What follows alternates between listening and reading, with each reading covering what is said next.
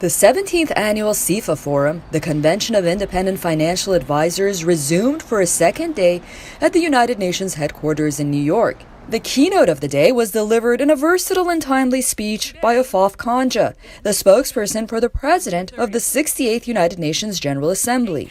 What can the future of development, the future of finance, the future of society, the future of equality look like when 62 people in the world own what equates to half the world's wealth? Because today we have individual billionaires who have more power than some countries do. We have multinational corporations with tremendous power and political leverage. Analysts tell us that we have more money circulated in the world than ever before, yet we have more poverty.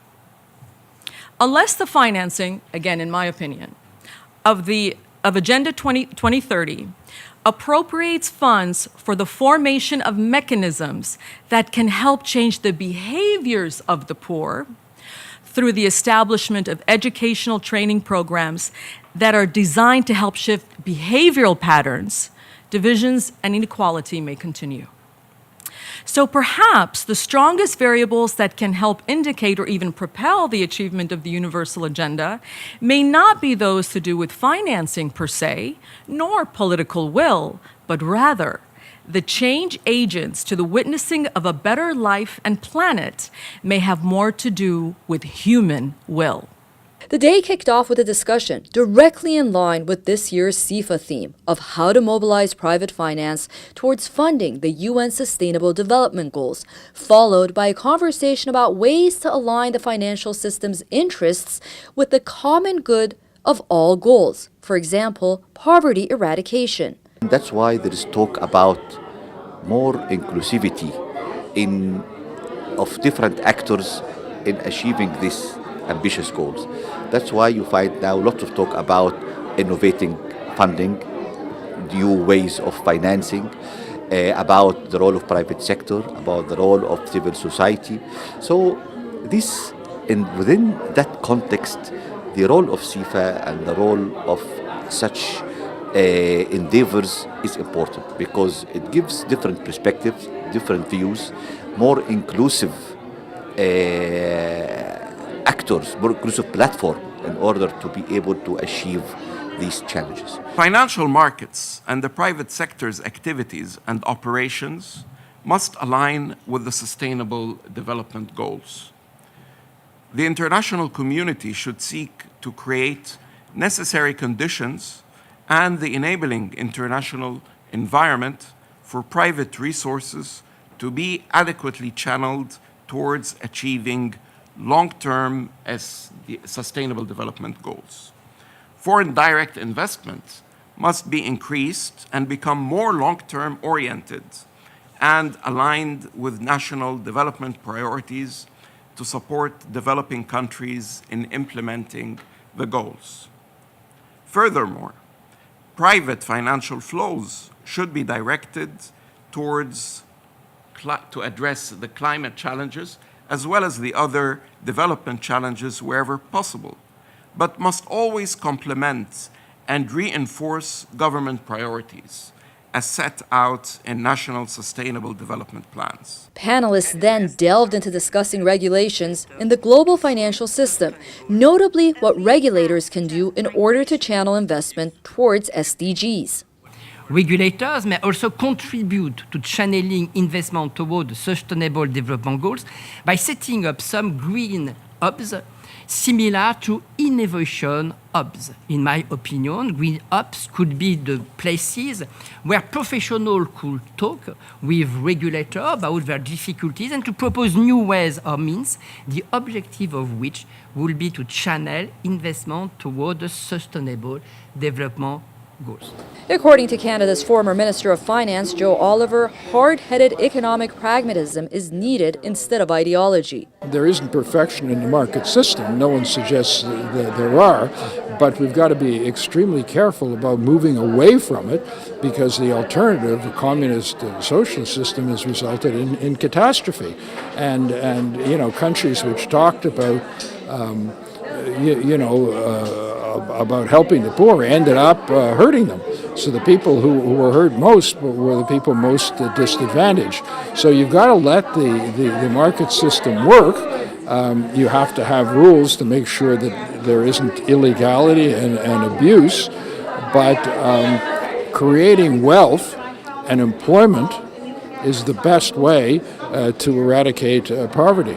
A reverse question was posed to participants by University of Waterloo's Olaf Weber when he asked what will happen if the global community did the opposite of moving towards SDGs. From my point of view, addressing the SDGs is not nice to do. It's necessary to avoid future negative consequences for society and the financial industry. And again, for me, that's a part of financial fiduciary duty. We have many opportunities today. So we have a kind of time window to be active. It doesn't mean that in 15 or in 2030 everything is bad, but we have a certain time limit to be active. So we have today, but we have many opportunities. I think if we don't take them, we have to deal with risks. That's relatively clear.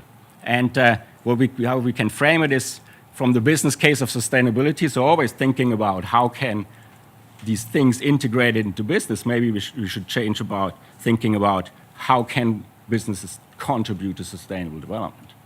Why not? So each business also has a societal duty, and so we could change our approach from the business case of sustainability to the sustainability case of business. The global community has recognized that that the global problems cannot be solved by governments alone. And it came up with what's a universal agenda. And it's not a north-south agenda, it's not a rich versus poor, because in truth, 80% of poor people in the world live in middle-income and advanced economies. So this is an agenda for us all. And the wisdom of it is that there are things that all economies, all societies have to do. And why was this agenda different, and why is business interested in this? And as we were developing the agenda, business came to the table for a variety of reasons, because it recognized that it resonated with business because the SDGs are action-oriented. They recognize that the earth is finite and that they emphasize good governance, rule of law, and capable institutions. And these are all conditions that business needs to thrive. And it's all conditions that finance needs to find the right opportunities and to find the right kinds of returns. The second day of the 2019 CIfa Forum here at the United Nations was focused on the technicalities of the global financial system. Panelists and participants focused more on issues that need to be tackled immediately and urgently in order to reach the UN's ambitious Sustainable Development Goals of 2030. CIfa's afternoon panel focused on taxation, its relation to the UN Sustainable Development Goals of 2030, and a debate on whether taxation and tax compliance is going too far. Are they helping or hindering economic development? Obviously, there's all kinds of fissure when the government has tax revenues and doesn't deploy it properly. This is a big problem. When there's waste, fraud, corruption, lack of capacity, all of these things means you could collect all the tax in the world and you're not going to use it to fund sustainable development. You're not going to use it to get the thing you want, which is those higher investments in infrastructure. But even if you do invest perfectly, beautifully in infrastructure, the government does everything right. No government does this, okay? But even if they did, you'd still have fissures here, even on this cycle. Even if you have infrastructure in place, it doesn't mean that it's going to be built properly. Professor Peter Egger talked in depth about income tax-based redistribution and the change in tax codes over time and from one country to another. When you look into all these tax laws, as I did, you come up with the finding that there is basically 12 household types you have to monitor, because all the income tax systems on this globe, if you lump them all together and want to put this into a program to calculate your tax owed, basically you find out, well, some countries, they have a special treatment for spouses, some countries have a special treatment for women, some countries have a special treatment for the number of children, like France have the code familial, it's called, basically, where the denominator of the tax code includes the number of children. That means that the more children you have, the flatter is your tax progressivity. So that's horrendously complicated, and that makes you coming up with all these different types of people out there that you wanna address when you want to ask questions. How did the tax code change in favor of or against women? For instance, that's an issue. Fertility. I have this paper where I looked into Saarland, a state of Germany that flipped forth and back between being German and being French a number of times in history. Last time, 1953. And by doing that, basically, they changed from the French tax code to the German one. The German tax code does not have this denominator that depends on the number of children, so there was an immediate punishment of people with a lot of children, families with a lot of children. The final day of the 2019 CIfa Forum also shed light on ways of rethinking taxation in a globally integrated liberal economy and how to finance public spending without impairing competitiveness, innovation, and growth. What is the main thing that investors are looking for? What is the main thing that business wants? They want to mitigate the risk of loss because they're trying to be productive.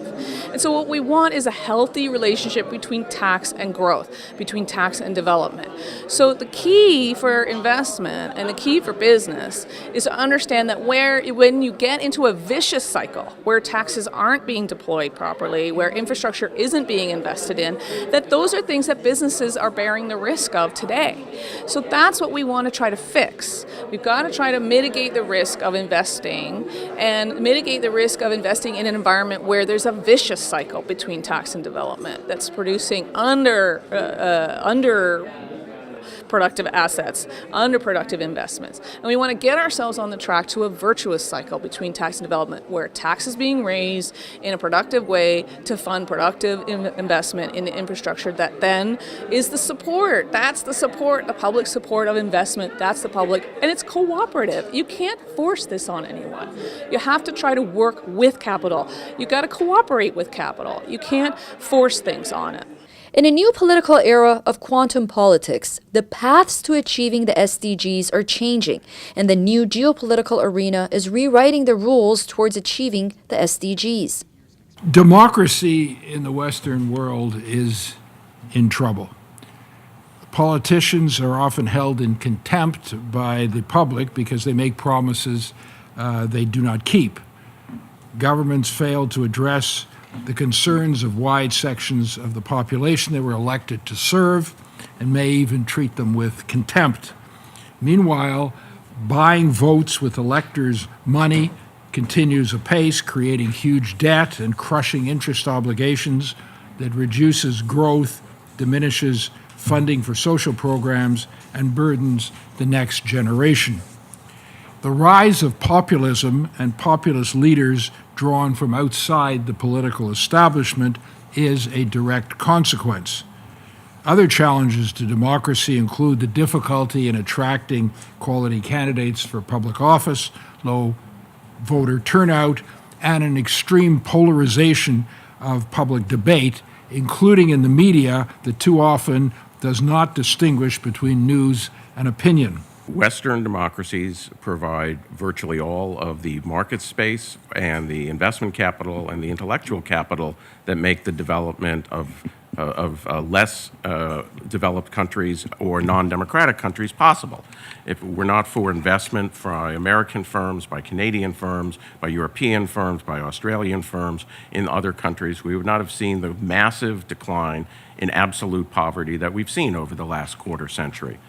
However, despite the best hopes of many of the self-appointed best and brightest, we remain democratic nation states. Politics take place within democratic norms, and they take place within the context of specific nations.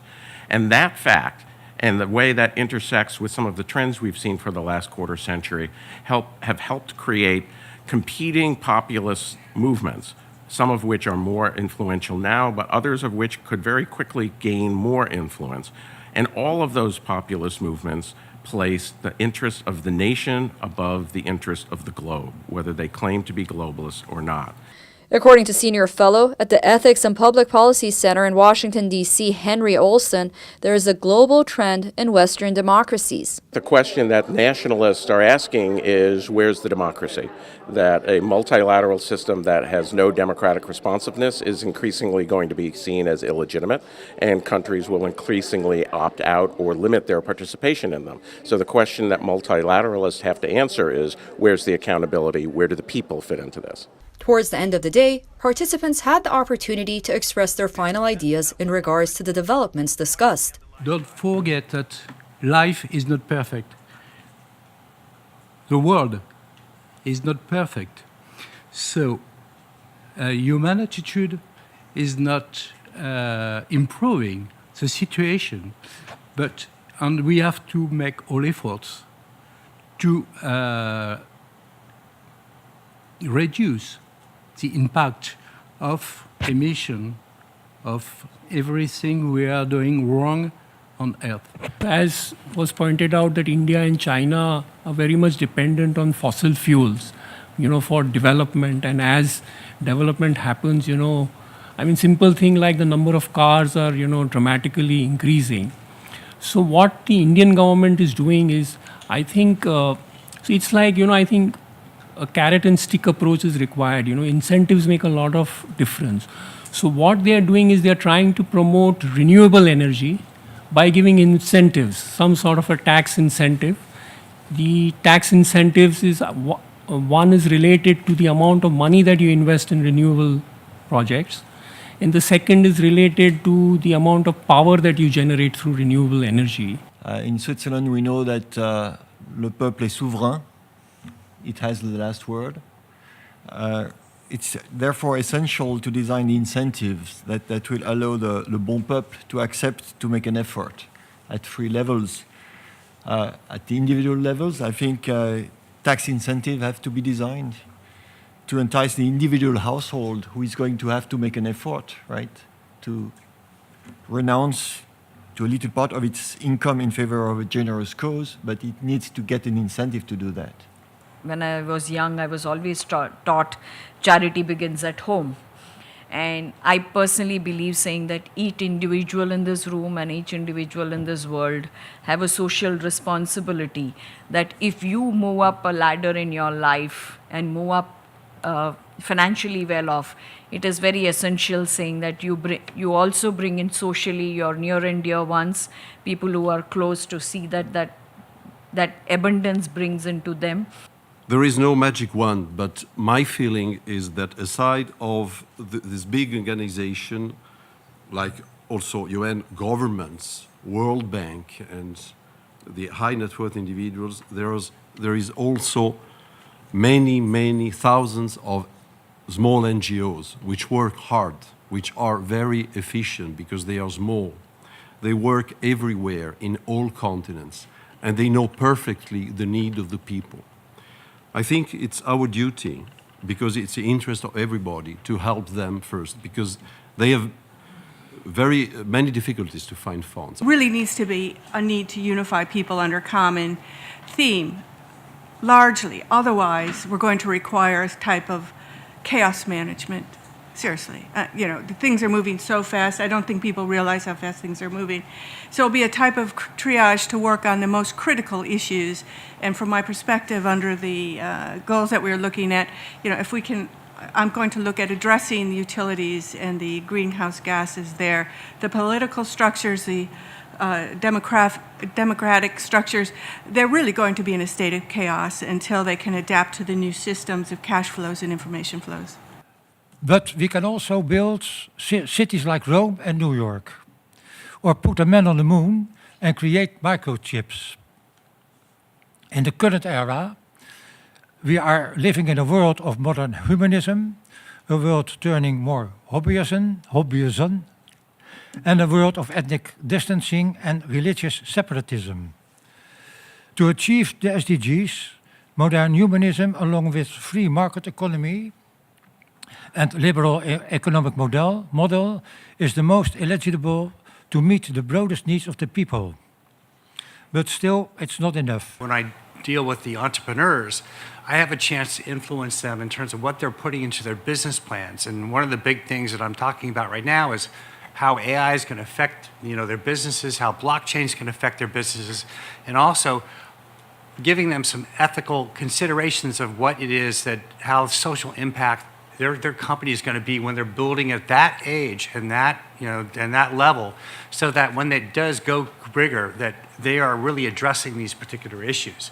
CIfa Secretary General closed the forum by thanking supporters and participants. I would like to thank, the Swiss mission, the G77, UNCTAD, ECOSOC, UNAOC, who have welcomed us this year in this house. And when you come somewhere, when you go somewhere and you're invited in a house, you try to bring something. And I hope we brought something. And I hope that what we brought can be replicated next year. We are already talking with the FFD, and we really hope that this experience it was an experience and it is unique, but that this uniqueness will become something permanent to strengthen the collaboration between the private sector, academia, and the diplomatic world, so that together we can build a better world, because we all need each other to make the SDGs a success. Thank you so much, and see you next year. Thank you. Bringing CIfa 2019 to the United Nations headquarters here in New York City proved to be a success. While participants expressed different points of views, they also encouraged each other to take proactive steps in moving closer to reaching the Sustainable Development Goals of 2030. Reporting from CIfa, from the United Nations, I'm Susan Wadaris.